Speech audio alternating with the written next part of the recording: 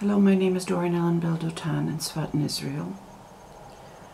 I really had hoped to stop making videos, but I see that the unsealing of the many indictments in the United States is taking some time, and there is interference and wobble and zigzag on the government's ability to do that, and to that purpose I'm unsealing information from Torah which will clear the paths that will allow the unsealing of critical documents in our pedestrian everyday lives.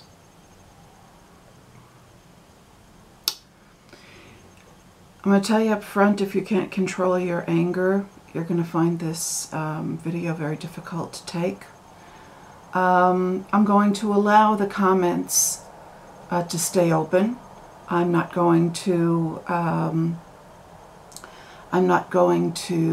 block the comments, precisely because I want people to hear what Christians have to say, to the purpose of being able to decide for themselves whether or not that's what they want to be when they grow up. I can tell you it's not what I want to be when I grow up. And I cannot tell you how ridiculous you sound when you come to my channel and in this authoritarian tone of writing you tell me God is Jesus, and and you're absolutely certain about what you're saying, and then in the very next breath you begin to whimper and whine about being slaves to one of the subsidiaries of the Rothschild Bank. You understand that if you were following God, you would not be subservient to the Rothschild Bank. He would have seen to it that things like that didn't develop in history. Pope Francis, who looks more Jewish to me than a lot of rabbis walking around. Oh yeah, let's unseal the truth. Is a very deeply conflicted and demoralized person. And he suffers for it. He suffers and he's demoralized, and he has made the mistake of thinking that Lucifer must therefore be God because he knows something that you do not know. And he has said it publicly, if you were listening. He said that Jesus failed on the cross. And he was absolutely right about that. What he was wrong about is that therefore Lucifer must be God. That's his mistake. But the Pope, who knows Christianity a whole lot better than you do, whether you're Catholic or any of the denominations of Protestantism, you can be sure that he knows stuff that you do not know. And if he tells you that Jesus failed on the cross, he is telling you the truth. I am going to tell you why Jesus failed on the cross. Even though I believe that his intentions were honorable, he made some categorical mistakes. I'm going to try to correct some of those mistakes.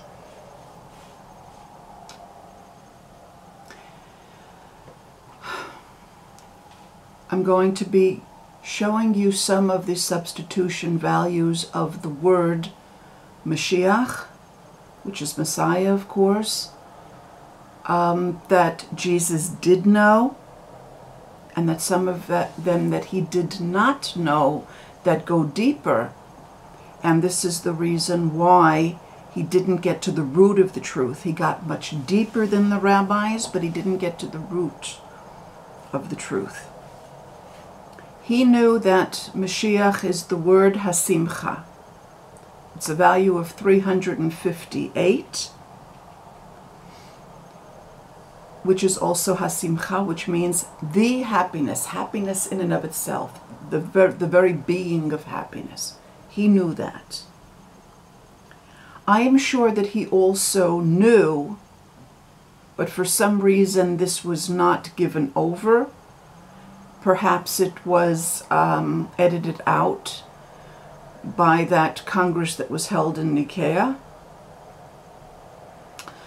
He must have known that Nachash, which is the snake, is also Mashiach. He must have known that Chava, Eve, was actually speaking to the Mashiach, in fact, that she was the Mashiach. And that information did not get out. I'm hoping that he understood that. I don't see any of that in the Christian Bible. By the way, the word New Testament is in and of itself a bad translation. A Brit is not testament, it is covenant.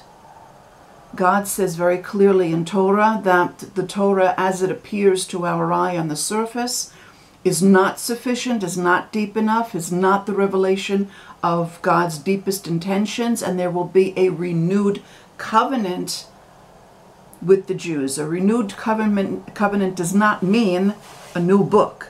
It means a new understanding of what's written in that book on a much deeper level. So he certainly knew that Mashiach is Hasimcha, which is joy, happiness in and of itself, the very being of it. He must have known that it is also Nachash, which is the serpent, because that's a very, very simple substitution value. He must have known that it is also Sefer Chai, which means the book that is alive, and HaMashiach would be HaSefer Chai, or Sefer HaChai, which is the book lives. It is also Moshe Chai. Moses is alive, and Chai is also Behoveh, which means in the present. He didn't give you over that knowledge that HaMashiach means that Moshe is alive, Moshe in the present. He must have known that Mashiach is also HaHagshama, which is the realization. And this is where the problem begins. Because he got to a level of understanding Torah higher than the rabbis in his generation, he presumed that he was HaHagshama. He didn't go past that level. He said, therefore I am the realization.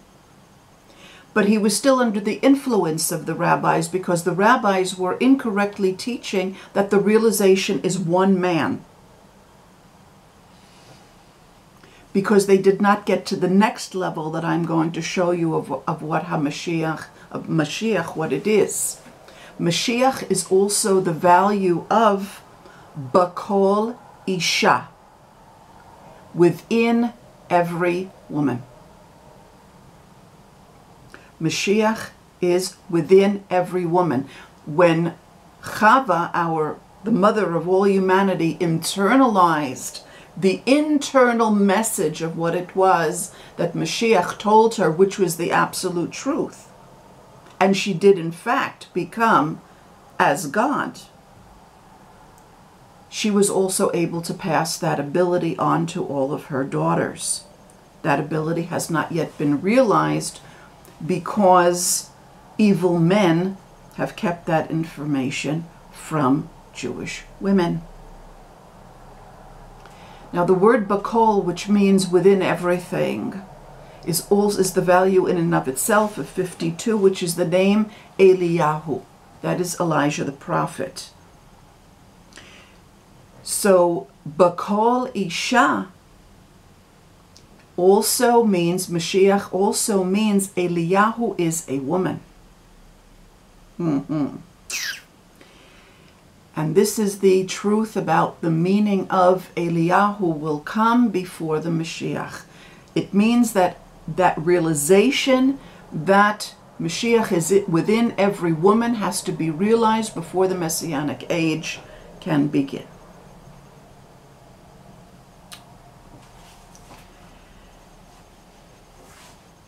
Within all of the personages in Torah is the feminine aspect. Now, most of the most impressive figures in Torah appear in their masculine aspect. Why is that? It is precisely because the feminine aspects of Torah are the deepest ones that have to be protected. Torah in and of itself, which is 611, is at hara. You are pregnant. And this is the secret of what has been taught as being Miriam, the Virgin Mother. Her name is Shtei Einai, Miriam, both of my eyes. In other words, this has to become a kind of an impregnation of pure virgin eyes to be able to see what's written in Torah. And then Torah becomes atara, you are pregnant. That's when Torah becomes the seed of God that impregnates the feminine consciousness, and then the Mashiach can be actualized. The word ben, in and of itself, which means son, is 702. That is the value of the word Shabbat, which is bat mikol do, the daughter from every generation. So even the masculine concept of ben, son, is actually daughter of every generation. It has to be both. In order for the Messianic era to begin, both the female and the masculine aspects have to be shown. Why are the masculine aspects more apparent to the eye? Why is it that we look at a figure like Avraham, we think we're looking at a patriarch? Why? If there is a procession of family members, they're traveling, the strong males will be in the avant-garde, and the women and the children will be behind them. So the strongest physical aspects are protecting that which is actually more precious, and the future, the biological future of the family, which is the women and the children. The reason why the figures in Torah appear as male to the eye is because they are protecting the inner truths of Torah from prying eyes that have not yet merited to be able to see the inner Torah. I'm going to give you two examples of this truth. We're going to be talking about David again. I told you in the last video when I spoke about David in terms of the economy that there were more values for David that I wasn't going to get into there. I'll get into it now. Precisely because I want to have more impact on the American economy, to strengthen it, to be able to give them the power that they need to be able to unseal those indictments. Let's start with Avraham. Avraham, his name is Av, father. Obviously, we're talking about a male aspect, right? No. The value of the name Avraham with a mem sofit equaling 600, not considering that mem is 40 as though it were a regular mem, but seeing it as the mem sofit that it is, with a value of 600, makes the value of the name Avraham rechem, which means womb. But the rabbis taught that Sarah did not have a womb, that the miracle of her becoming pregnant was a super miracle because she didn't even have a womb. They did not realize that Avraham is her womb. So everything that we see in Torah of the discussions between God and Avraham, when God chooses Avraham, when Avraham walks with God, when God says go out and go to the land that I will show you, all of this is the creation of a womb and the wisdom that a womb needs in order to be able to create living offspring. So now we have understood that the character of Avraham is actually every woman's womb. Bakol Isha, within every woman. That is Mashiach. Right? Okay. Let's look at David. David's name, as we said, is the value of 14. But since the letter Aleph is both 1 and 1,000, the value of 1,013 is the same as 14. Or the value of 2,012, or 3,011, or 4,010, and so forth, all add up also to 14. So let us look now at the female aspect of David. David also, to the eye, appears to be super masculine, right? He's the king. One of the values for the name David is Bat Torah, daughter of Torah. The rabbis use the expression Ben Torah, meaning somebody who has dedicated their entire lives to learning Torah. They don't use the experience, they don't use the expression, they don't use the experience either. They don't use the experience Bat Torah, which is a female who has given over her entire being, not just to learning Torah, but to actualizing it. That is David. Now in Ben Torah, we have the expression in Son of Torah. We have the expression Bat Torah Mikol Dor. The daughter of Torah from every generation is the same thing as a son of Torah. And we said that Torah is Atara. So the name David, being Bat Torah, is also At Hara Bat. You are pregnant with a daughter. That is the name David. We have already said that the value is Hagev, which means the body, and also Geva, her body. The reason why Yeshua ben Pantera failed was because he did not get to these levels. He thought that Mashiach was a one-time person who was male. He did not understand that this is a comprehensive concept, and he did not allow himself to see the female aspects within it, although interestingly, in all of the representations that I have seen of him, he always looks slightly effeminate, right?